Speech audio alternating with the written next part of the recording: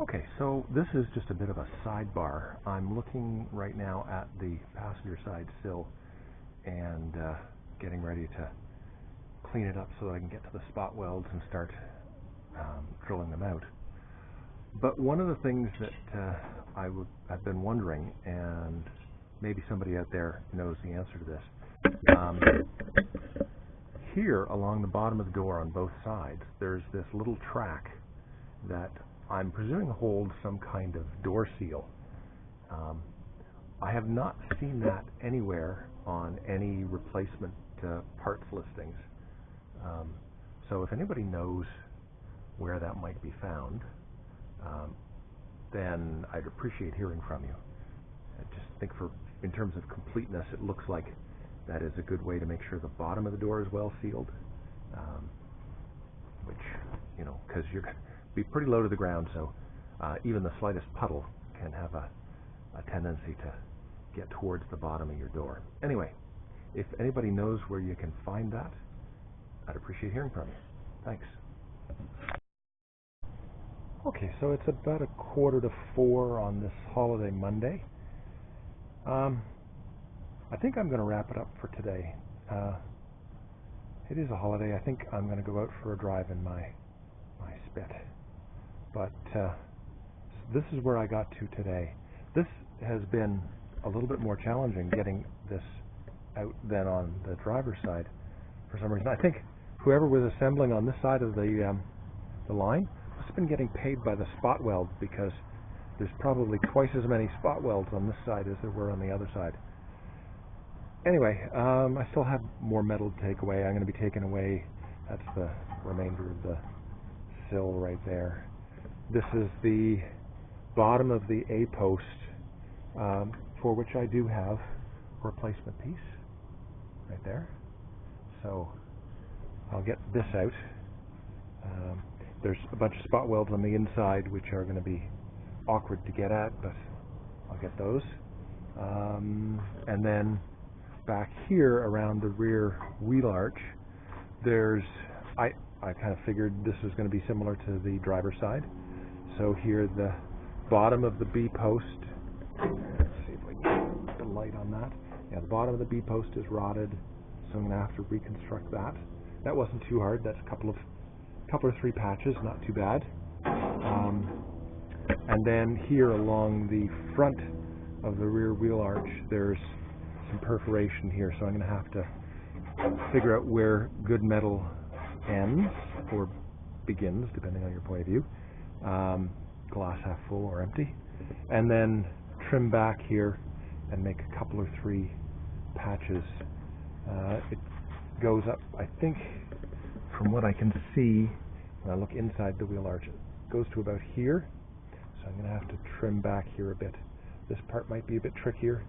Here there's a bit of a bubble in the panel, not a bubble, it's a curve around the edge of the wheel arch, so that might be a little bit harder to fabricate. We'll see what we can do. And then there's some lines here that I have to make sure that I keep my eye on for final looks. Anyway, that shouldn't be too hard if the other side was any guide. And then I've got this section as a replacement panel. I have the sills, inner, outer, stiffener, etc. So it'll be rinse and repeat like last side. It's just a matter of getting all of this disassembled. Like I said, it's for some reason a little bit harder than the other. So that's it. I'm going to go out and have some fun. Thanks again for watching. See you soon. Hi everybody. David here. It's the 22nd of March. No, 22nd of March. It's 22nd of May, and I'm working on the passenger side sill now, and just thought I'd give you an update where I am. Now, first thing is, I know that some people have warned me about not taking out too much metal at once, and I'd like to be able to follow that advice, but I don't know that it would have made too much difference in this particular case, because this was rotted right from here all the way up to the front. So how much actual support that was providing to the body shell is debatable. In any case, one of the things I did do is I took some measurements to key points and wrote them on the top of the window frames to be able to make sure as I go back and reassemble these things that I'm getting the right kind of proportions. So I thought I would just run through this and give you a summary of what I'm going to have to do on this side. So starting up here around the front of the passenger side floor pan, this support member looks like there's supposed to be a flange that wraps around here from the front edge of the floor pan. That's I've cut that back right now, so there's pretty much nothing there right now. So I think close to good metal there. So I'll put in a patch here that comes around, creates a flange that ties into this, and then that can be welded in place. Then another one that wraps from this, I don't know what this would be, the front edge of the front scuttle, the bottom of the scuttle, anyway, the firewall, front edge of the firewall, anyway. This also has a flange that comes up along here, so I'll recreate this as well. I'm going to have to clean out some of the rust that's in that little cavity, so some wire brushes, some rust converter, and then that new flange there. There's a flange here right now that looks like it's actually kind of just a free-form flange. It's just a little L that's here from the front edge of the floor to the vertical section of the bottom of the A-post. That's got a bit of perforation here, so I'll either replace that entirely or patch this section at the front. As I had done on the other side, I'm going to have to create a flange here, come around the edge, and I'm going to have to do some repair around this curved section here. I've been trying to grind down to some good metal, but I think I may end up just taking a trace of that and then cut out a little more drastically and put a patch in like I did the other side. That was a fairly easy patch, simple curve if you go in that direction first, just around this way. Moving back here, I've got this lower section of the A-post to replace. I do have a replacement panel. Let me just kind of throw that in there so you see roughly where that's going to be. Kind of like that. A little bit of fiddling and fudging to get it to fit properly. Then, of course, there's going to be all the sills, inner, outer, strengthener, etc. And then back here at the back, I think I already did a bit of a summary of this, but just to recap, I'm going to have to rebuild this bottom section of the inner B-post a little bit more extensively than I did on the other side, but that shouldn't be too difficult. There's 2 or 3 major sections to this. I may either do it in one, kind of like I did on the A-post on the other side, or I may try and do it in sections, depending on how complicated it looks. There's a bit of rot here now as we move into the rear fender well, and again, I did some patching on the other side. This is more extensive, so I'm going to have to cut back a little bit further.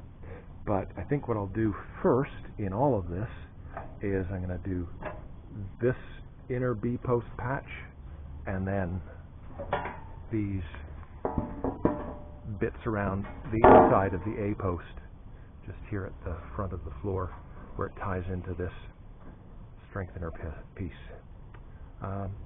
So yeah, that's about it. It took almost 2 days of shed work to get all of that old metal off. I think the guy that was doing this one was paid by the weld. It was really well welded. So kudos to whoever was on the assembly line at British Leyland on that day. Or was it British Leyland when these were made? I don't know. Triumph Standard? Anyway, So that's the update for now. I'll do some patching and come back when there's something more to show you. Okay, so this is the first bit of patch that I've done. This is a section of the wheel arch, the inside wheel arch, actually, the outside wheel arch. And yes, it's way bigger than it needs to be. I'll be trimming this down to its appropriate size once I get working on this section over here. For now, I needed to get this in here because the way this is built up, the flange for that patch that I just put in actually goes underneath this interior B-post component. So I'll grind down that spot weld and then I can start fitting the patch for here. Okay, so I've really worked a little bit late tonight, about after 6:30. But I spent the last 40 minutes or so putting together my new toy / tool 10-ton press that I picked up on sale at Canadian Tire a couple weeks ago. It's been sitting in the back of my car for the last 2 or 3 weeks because it was too freaking heavy to pick up. So I unpacked it and brought it back into the shed in bits and pieces.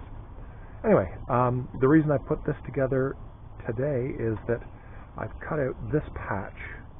This is going to be for the bottom of the inside bottom of the A-post, or B-post rather. So it's going to go in there. One of the things that it has, or is supposed to have, is this about 15/16 inch hole that has the nice little flared lip on it. So I've seen people do this. You drill the hole to about 1/4 inch undersize, and then you put it in the press and you push a socket through it to give you a nice lip on there. So I'm going to try that. That's why I put this together tonight. And of course I have other things for it, but that'll be later. Anyway, that's tonight's segment. Good night and have a good tomorrow. Alright, so in the last segment I was talking about how I was going to use my press to make that flanged hole. So I thought I should do that in a piece of scrap first. And actually turned out not too bad. So I used that as a base. Put this with the hole on it. I can't remember what size, and then an 11/16 socket. Put that on there in the press. Push that through.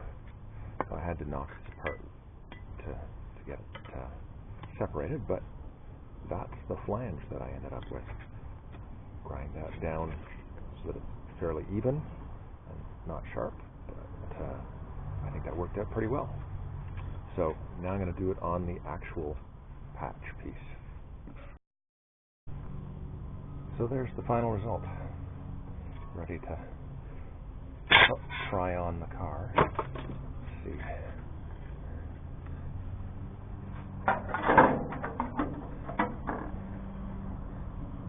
Yeah, that's quite satisfactory.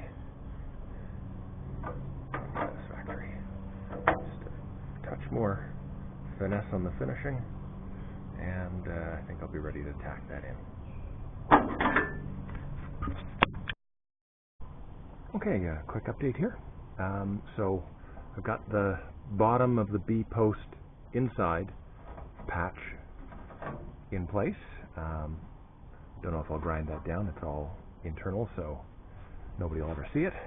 And I've moved on to the wheel arch here. So as I mentioned earlier, there's a lot of rot around here. So I've marked and cut to where the good metal is. Before I cut this out, I actually took a trace of this curve, so I should be able to recreate that curve without too much trouble. So it's going to be several parts here. So there'll be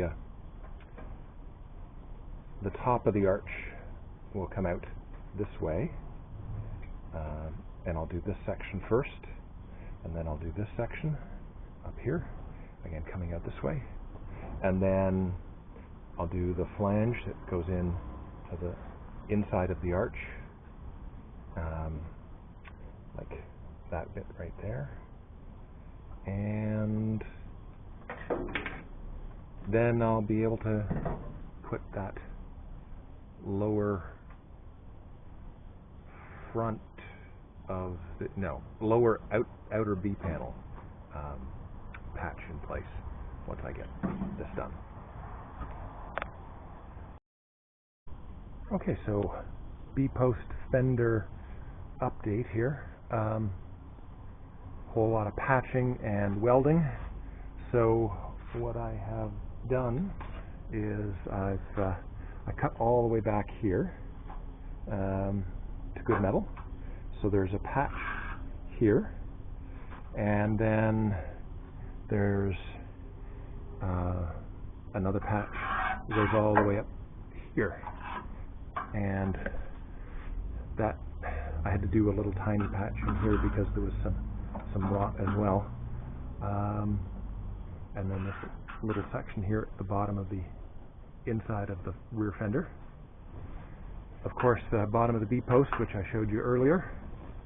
So a little bit of grinding, a little bit of forming to smooth up that curve for the sweep of the fender well, and then I can start fitting the panel, this panel.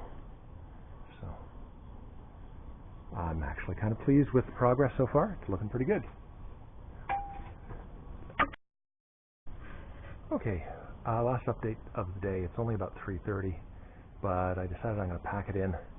I've been welding and grinding here, so I ground down the welds along this seam, and as I did so, I could find little pinholes, and so then I'd patch the pinholes, and then I'd grind it down again, and then I go back and there's more pinholes. Anyway, some days you just got to stop and take a break, which is what I'm going to do.